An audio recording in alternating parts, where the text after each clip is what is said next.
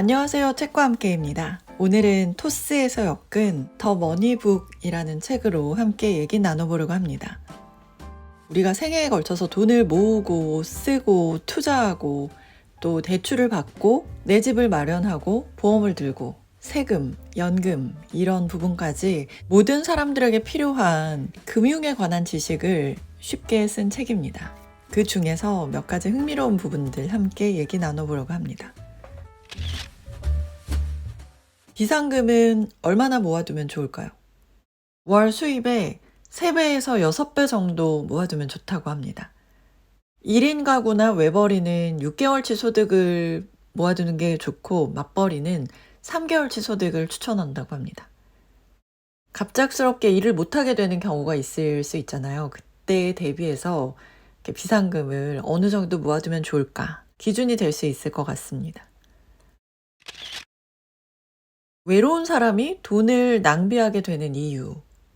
다양한 연구들에서 심리적으로 어려움에 처한 사람들이 자신과 전혀 무관한 물건을 구입하는데 과소비 경향을 보인다는 사실이 자주 관찰된다고 합니다. 사람은 마음이 힘든 일을 경험하면 자연스럽게 쪼그라든 마음을 회복하기 위한 욕구가 발생한다고 하는데요. 이럴 때 사람들이 돈을 쓰거나 과식하는 그런 형태로 나타날 수 있다는 거죠. 같은 어려움에도 과소비를 덜하는 경향을 가진 사람들의 특징이 있다라고 하는데요. 자기 초점 경향성이 낮다라고 해요. 자기 초점이라는 게 뭐든지 자기에게 초점이 맞춰져 있다는 거죠.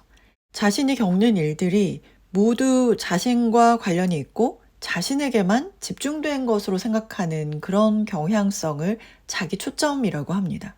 어려운 상황이 나 때문에 일어났다.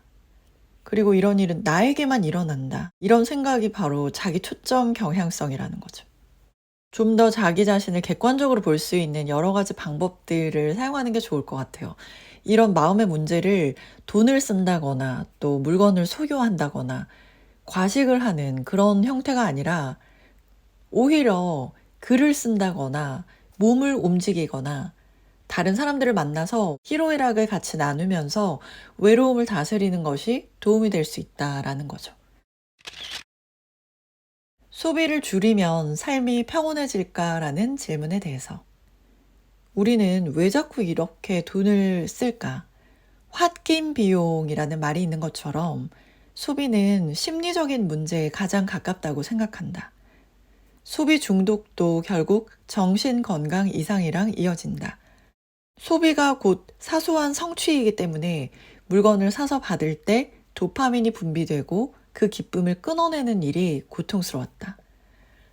소비를 끊고 삶이 가벼워졌다는 건 어떤 말인가?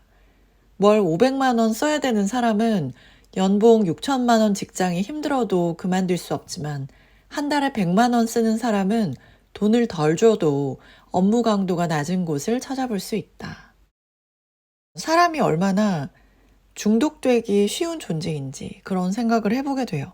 마약이나 술, 담배, 도박 이런 심각한 중독에서부터 그냥 우리가 일상적으로 경험하는 밀가루나 달콤한 디저트나 이런 것들을 계속 찾는다거나 커피를 끊지 못한다는 거나 소비도 그렇고요. 커피도 소비도 밀가루 음식도 뭐 달콤한 디저트도 행복하기 위해서 때로는 필요하지만 그것에 매이는 게 싫기도 합니다. 가끔씩 줄여보기도 하고 또 끊어보기도 하지만 또 스트레스 받을 땐 더 매이는 것 같기도 하고요. 결국은 내 마음을 건강하게 관리하는 일이 이런 각종 중독과 또 매임으로부터 벗어나는 길이 아닐까라는 생각이 들면서 위에서 조언했던 정말 그냥 단순한 거지만 뭐 몸을 움직인다든지 글을 써본다든지 그냥 사람들을 만난다든지 아니면 자연을 보러 간다든지 이렇게 내 마음을 위한 일들을 하는 게 결국은 소비도 줄일 수 있고 여러 가지 우리가 취약한 부분들로부터 우리를 좀 더 지켜낼 수 있는 그런 방법이 될 수 있겠죠. 보험에 관한 부분 중에서 80세 만기보다 100세 만기가 더 좋은 거 아닐까? 이런 생각을 했거든요. 그러니까 100세 시대니까 모든 보험을 100세 만기로 준비해야 되는 건 아닐까. 평균 수명이 늘어나니까 80세 이후에 보장이 안 되면 불편하지 않을까 이런 생각을 하게 되잖아요. 여기에 대한 해답이 실비보험은 여력이 된다면 100세까지 하면 병원 치료비에 대비할 수 있다라고 합니다. 그런데 그 3대 질병 진단비 보험은 80세 만기도 고려해 보라고 합니다. 왜냐하면 물가 상승률 대비 진단비가 충분하지 않을 수 있기 때문이죠. 현재 의료 수준을 기준으로 할 때 80세 이상은 수술하는 경우가 많지 않대요. 80세가 넘어서 중병에 걸리면 기력이 없어서 수술이 어려울 수 있기 때문에 실비가 있다면 진단비가 반드시 필요하지 않다라는 거죠. 보험료도 차이가 나기 때문에 차라리 보험료 유지 확률을 높이면서 노후 생활에 쓰는 게 나을 수도 있다라는 조언도 나옵니다. 우리가 살아가면서 돈이라는 부분, 금융이라는 부분이 정말 뗄래야 뗄 수 없는 관계잖아요.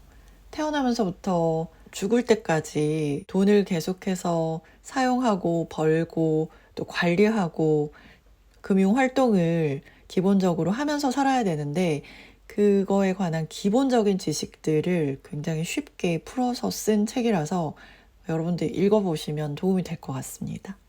네, 함께 해주신 여러분 진심으로 감사드립니다. 좋아요, 구독해주시면 정말 힘이 되고요. 그리고 더보기를 누르시면 책과 함께 다양한 재생 목록을 함께 하실 수 있습니다. 이거 틀어놓으시고 생활하시거나 주무시면 일상생활에서 주는 특별한 책의 능력을 더욱더 풍성하게 경험하실 수 있으실 거예요. 감사드립니다.